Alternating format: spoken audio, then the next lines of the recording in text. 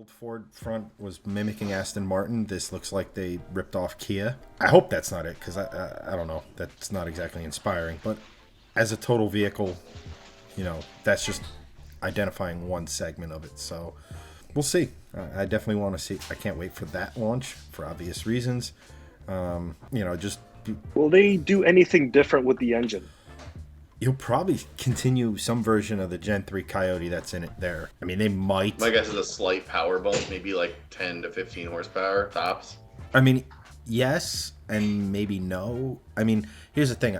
If they were to do anything special with the engine, only thing I could think about would be bumping compression up again. Just because compression adds power, adds for lack of a better way of putting it, just that slightly bigger bang and everything. And usually higher compression vehicles, if you tune them right, run a little bit cleaner just because of the efficiency of which they burn. But I honestly think we're getting 460 to 470 horsepower out of the GT. And then I think you're going to get some variation. You're going to end up with a hybrid version and a boosted hop end version. But the thing I'm scared about with because they're talking all-wheel drive, they're talking hybrid. The Mustang's not a small car to begin with. Now, granted, it is the lightest of the big three. Between the Mustang, the Camaro, and the Challenger, the Mustang is significantly lighter than the other two. It's just going to be the Mustang and the Challenger now. Yeah, and then eventually, hopefully, an electric Camaro. But, I mean, even the Challenger's going away, right? Like, we've seen, that's going to be a E-muscle at some point. But weight is the concern, especially over the front end, where there's a lot of it to begin with. My car, believe it or not, is pretty nimble in the front end, but you can feel it. Like, you know what I mean? Like, it's gripping, but you feel that weight up there. So adding more, I don't know if that's necessarily a good idea. I'm going to have to pass on whatever grill this is. It honestly looks like like I said, it looks Kia-ish to me. And looks aside, there's a really interesting question from Hunter, actually. And if you guys have questions for us, please drop them in the chat. We want to respond to you guys every question we humanly can. So please continue to pepper us with questions. It gives us great topics. But, do you think we could see a PHEV or partial hybrid electric vehicle version of the new Mustang? And absolutely, yes. Eventually the Mustang is going to be a hybrid electric vehicle or an electric version. I mean, they have the Mach-E, and that's Mustang, but like as a Mustang sports car, like what the Mustang is, like, yeah, no, it's not really a Mustang. It's just using the Mustang name, but like an actual electric Mustang, I think we'll eventually see that. Same thing with like how the Corvette, they're gonna have, I think they've trademarked like the E-Ray, which they're gonna do. I also think that we're gonna see a hybrid Mustang either in this upcoming generation or the generation after that. So I don't think they're gonna completely ditch V8s either. I think that it'll sort of live alongside of one another because Ford's a big enough company where they can sort of offset like the amount of V8s they still have with like the sporty stuff to be like, oh, okay, well, we can still make V8s, and then they can just have all the electric vehicles all over the place. So I think that we will see a PHEV Mustang within the next 5 to 10 years. What do you guys think? I think it's a guarantee in the S650. There's so much buzz around all-wheel drive hybridization of this Mustang that I would be shocked if there's not like some variation of a hybrid. I could even see, I could see a V8 hybrid. I could see the EcoBoost getting hybrid power just because it's a smaller engine, get a little more power out of it, all-wheel drive, like kind of, I don't know, try to build interest in, even though the high output is a very capable vehicle. It's going to be in this generation. Like I would be willing to bet all of your money on it. Yeah, so it makes complete sense for them to have a plug-in hybrid. Thank you for being loose with my money, Chad. I appreciate that. You got it, boss. Just to kind of go back to the Toyota, like they have the RAV4 Prime, which is a PHEV. It's plug-in hybrid electric vehicle. It's got like a small electric vehicle range, and that car is like the only one other faster Toyota than the RAV4 Prime is the Toyota Supra. So that's how quick the RAV4 Prime is. and like having the electric motor in a Mustang. I mean, it really depends on how it's designed. It's gonna make it for a reasonably quick Mustang off the line. It might not beat the GT, but it's going to be, you know, considerably faster, I would think, than the EcoBoost potentially.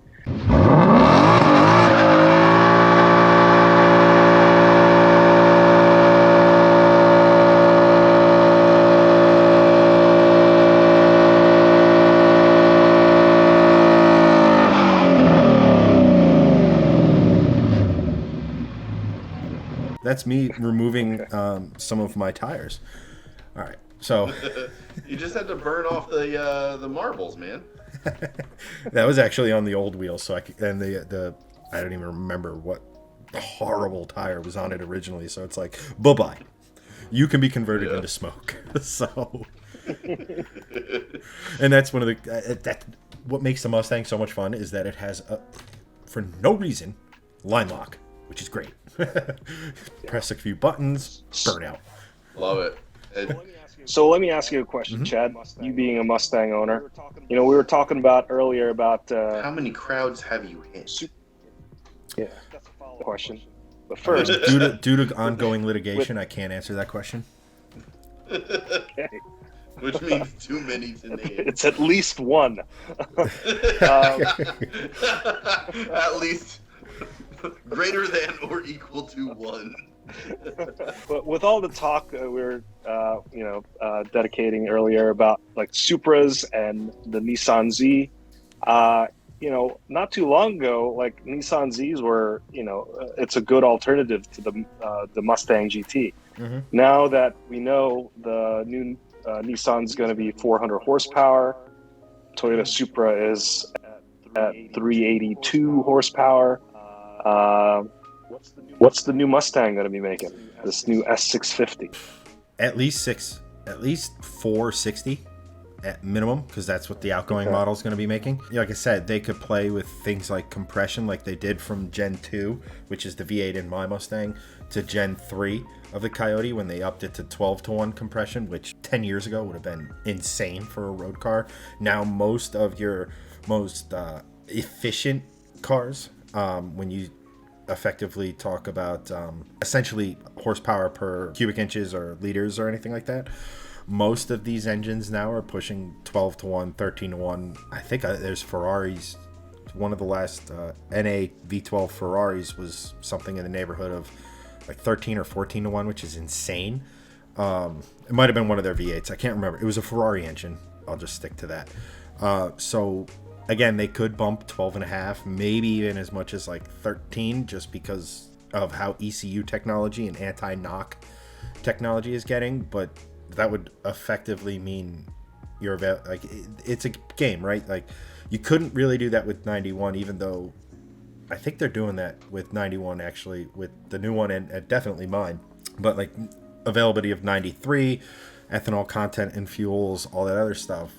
But you could probably see that number bump up a little bit. You know, they constantly make tweaks. The Gen 3 came out in 2018, so it had a new intake manifold to go along with that new compression. That's actually the intake manifold that's on my car is the 2018 one, ported for more top-end power, simply because it's anticipating boost. But yeah, I could see them continuing to refine it. I could see them taking a variation of the Mach 1s at power plant, detuned slightly to meet all the different emissions and fuel regs that they have to. And then 460 minimum, 470, 480 maybe.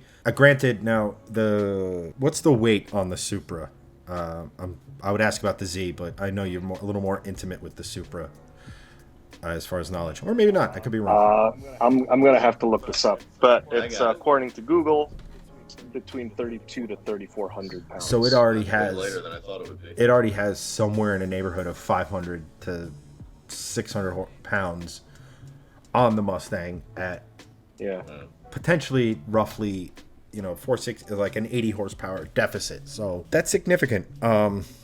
Google also says 0 to 60 in 5.1 to 6.3. Not correct. Way faster than that stock. Greg, did you look up the Volvo Like in the Supra? low fours. What's that? Did you look up the Volvo Supra because you're incapable of typing any other manufacturer? I just typed in Supra curb weight, but I actually typed in Supra crub weight because I can't type. And Google corrected me, thankfully.